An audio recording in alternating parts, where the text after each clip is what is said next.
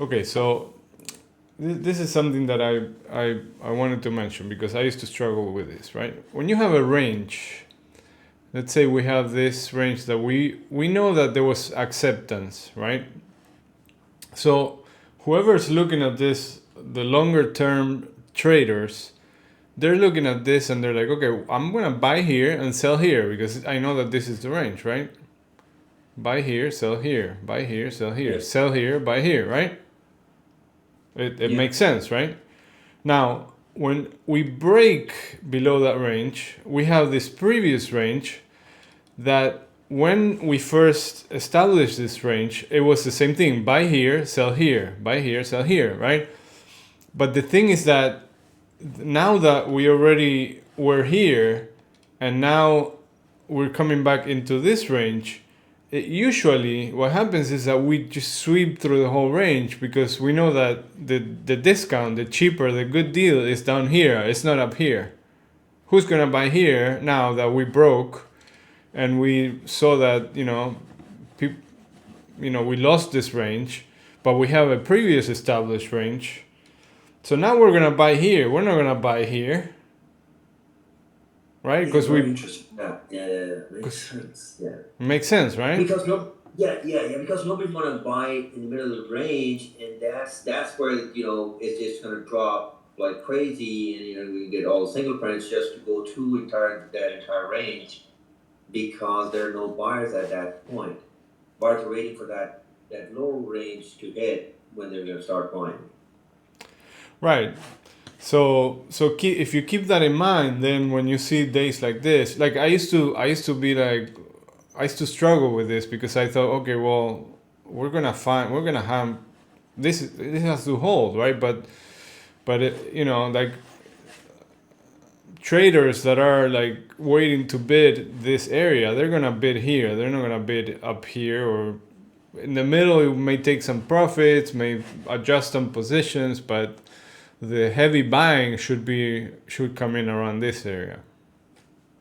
Yeah. And how long a range do we have on this chart for the volume? I mean, how far does it go? This is 5730. No. What I'm saying is that the range of volume is how many days? Oh, I see. So usually what I do is I look at I have this hidden, right? So I have the 20-day volume, right? Which is 20 days Okay. is 20 trading days I think a your month, right? screen flipped back to the Oh, I'm sorry. normal. I'm sorry. When I there you go. So that's 20. So when I see that we're breaking this area, then I turn on my longer time. So I put the 90 days, and then now we have the pink one that's the 90 days, right? And we have Yeah. two areas where we previously accepted price. So I'm sorry. Why is it pink? so the Why does it change? the 90 days the 90-day profile is the pink one and the gray one Yeah. is the 20-day. Did I answer your question? And, Yeah. Okay. And then the lighter gray is the value area. Right, lighter gray is value for that 20-day profile. Okay. But mainly you wanna look at those high volume areas versus low volume. That's gonna tell you the most information, right? Like Yeah. it's not a coincidence that we just stopped here, right? Look at this. I mean, this whole area previously had all this volume, and if you see this right here, this is where we're putting the volume, right? Of course, this is today's session, and the highest level for today is very close to this previous high volume node. So yeah, basically that's what I wanted to share with you because we were just talking about that and the structure of the market. So, and again, if I want to go long, the best area to go long is going to be here with a stop here, right? This is going to be the best entry, the best, the highest probability, the best risk reward, etc. Right? Yeah, on what what frame? What I mean, you go not on a daytime frame, right? I mean, you. So what I think I'm saying is like you're not going to wait until the price goes there to go long. I mean, during the day you want to use some other opportunities, right? Well, I use both, right? So I'm looking at the profile, the volume for for the session in combination with the volume for the longer time frame. So, if we're coming down, and I see that we started to bounce around this area in the day session, you bet your ass I'm gonna take a long, and I'm gonna put my stop somewhere below this area, right? Like 16 or something like that. And I might get stopped out. I'm not saying that it's gonna always work, but it's a high probability. You're gonna see that the first touch in this area, you're gonna find buyers. Now, Yeah. if sellers are still, pushing, then we're gonna come back lower, and then we're probably gonna test this 5,700 area. So Yes. for example, like that low spot at 57.32, would you put in like a long at 57.35 or something to catch an entry, or Yeah, would you go? Yeah, I've done that. I would have to look at the weekly chart or something to see what the best entry would be, but like maybe like the thing is that we already tested this area, so I don't wanna. Yeah, I mean, even if let's say you go in at 57.35, where will you stop? Put the stop loss there. So, but Where this is the thing. When we broke here out of this range, we already tested this and then bounced. So this is gonna be a second test. So second tests are less high probability. So maybe I wouldn't bid this one, but I would bid the 5,700 for a bounce because we haven't retested it. Yeah. Always the first tests. The first tests are always the highest probability. So 5700, that's a high volume node. So Yeah. But look at if you're looking at hold on, let me see if I can show the screen.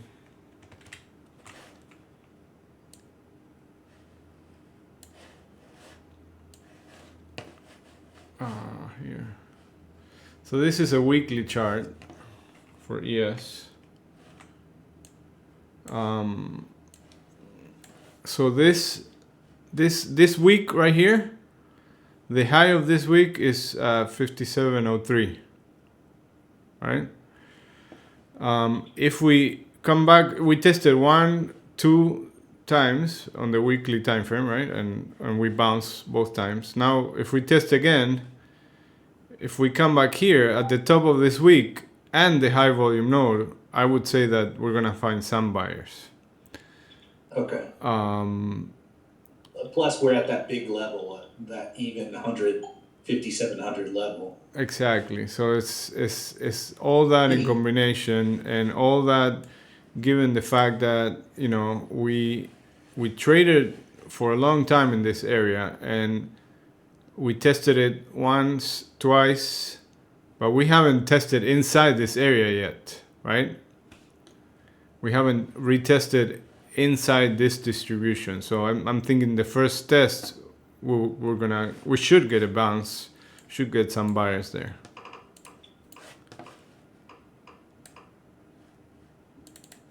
Now all of that is based on my what I'm seeing, what I'm thinking. That doesn't mean that any of this is 100%, of course. And also I'm keeping in mind that we are in and starting November, and November is bullish. So pullbacks are likely to be bought. Yeah, this November we have the election, though. That kind of Yes, we have the election, big unknown there. but elections, if I'm not mistaken, aren't they historically Bullish. bullish? Yeah, I think once the uncertainty is settled, the market usually takes off. Yeah. But between now and Wednesday morning, I'm expecting wild swings. Yeah, and also if, like for example, if Trump wins, I think we're gonna have a melt up, because Trump is gonna be more market friendly than Kamala, right? Less regulation, Sure, but I think even if she wins, it may not be as big of a spike, but we'll just start the gradual climb higher again. Probably, yeah. I mean, at the end of the day, there's not gonna be anything majorly new. Maybe some rotations if one wins versus the other one, and at the end of the year, like people have to keep putting money on their 401ks and retirement and IRAs. So Yeah, I think I think the initial effect of the election is probably going to be similar. Either one. Where wins probably going to be a little bit more with Trump than for Kamala. But I think eventually, maybe a year or down the road, I think and this is all from the last time Trump was there. I mean, market was really unstable. Because of the fluctuation in regulations and whatever he was saying or doing, especially with China and this and that. So, there's going to be a lot of volatility, I think. Yeah. Yeah, and if Trump starts tweeting again, right. Yeah, who's going to be able to stop him? Yeah. I remember when Trump became president that we all started following him on Twitter because every tweet would move the market 100 points. Yeah. So there's another factor. Yeah. So last thing, Gabe. So the file that you posted up there, it has this setup, right, for the volume and all that. Yes.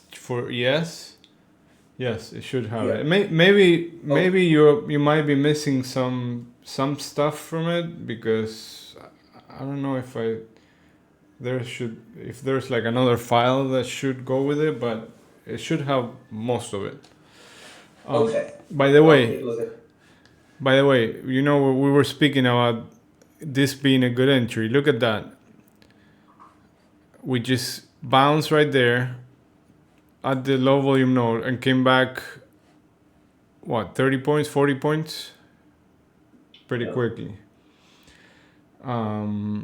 So... But hold on. But at that, why would you not take a long? Where? Up That here? high- Where would you take the long? Right there at the high volume node. Where you're saying that you Here? could have. No, what? Where were you saying? No, I said that the short was here. The good setup for a short was here. I actually took a short. Actually, was long, and I had my target at 108. So took profit there, and then when I saw that we started coming down again, I took a short. And my stop is at right here, 123. But that's what I'm talking about. This is up here, anywhere here. It's good location. Yeah. For a short. With a stop up here, right? Because you have you know that this point of control is a high probability target, so that's already more than 1-to-1. And then to here it's like 1-to-3 or something like that. So you could take, partials all the way down until we hopefully, get to this level, to the 50s. Yeah, got it. Make sense? Yeah, it does. Same thing happened on ES. It went above it, and then when you see it go down, you can take a short here. When you see it coming back below the low volume node. Yeah. Were you gonna say something, Don?